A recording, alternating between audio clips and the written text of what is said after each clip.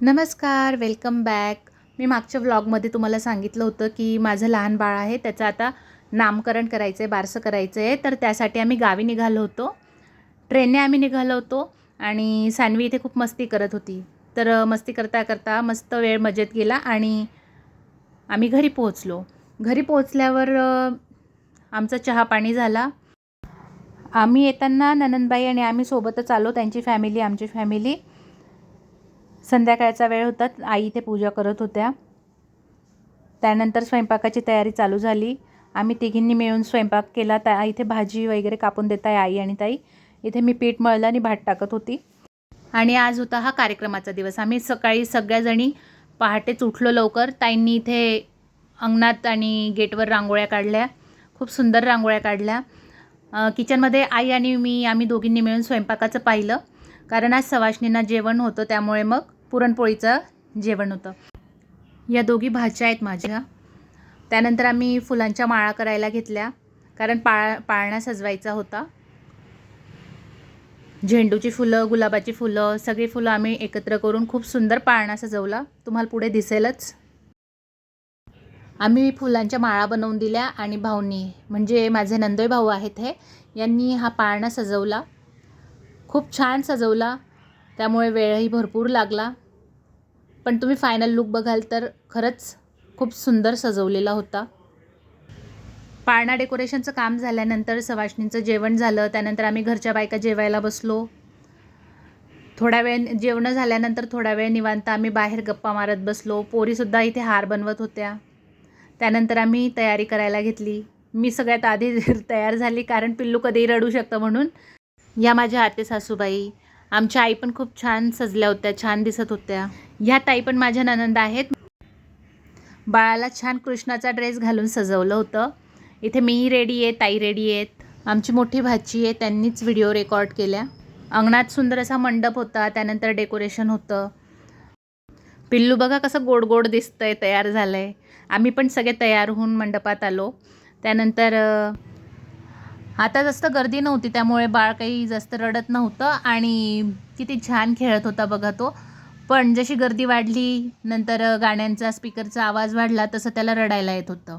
गाजत गाजत आले आले गणपती आले, वाजत गाजत मुशकावरती स्वार होऊनी माझा गोलाबाई ग, नका करू गलबला, नटकट बाळ माझा पाळण्यात झोपला, नटकट बाळ माझा पाळण्यात झोपला. नाना पाणी समजाविते ऐके ना काही, नाना पाणी समजाविते ऐके ना काही. या मावशींचा हा ग्रुप आहे. ते आपले बारसं, डोहाळे जेवण असा कार्यक्रम करून देतात. खूप सुंदर गाणी गातात आणि कार्यक्रमही त्यांच्यामुळे खूप छान पार पडतो. ही ते सान्वी, ही माझी भाची. त्यानंतर ओटी भरण्याचा कार्यक्रम झाला.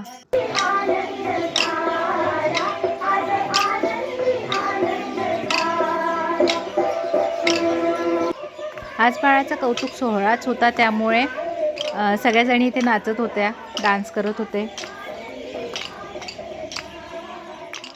आमच्या आई तर खूप खुश होत्या आणि त्यांनी पण बाळाला धरून डान्स केला.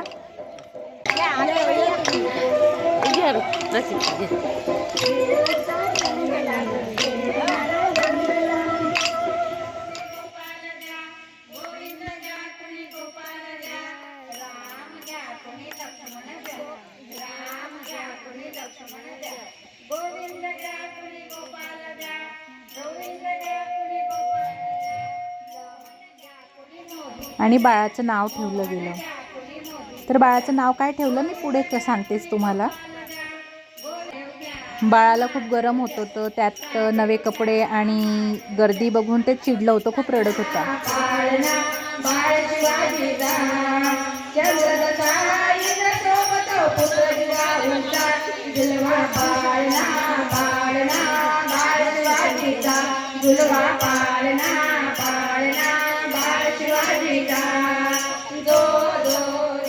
त्यानंतर बाळाच्या आत्यांनी जोगवा मागितला.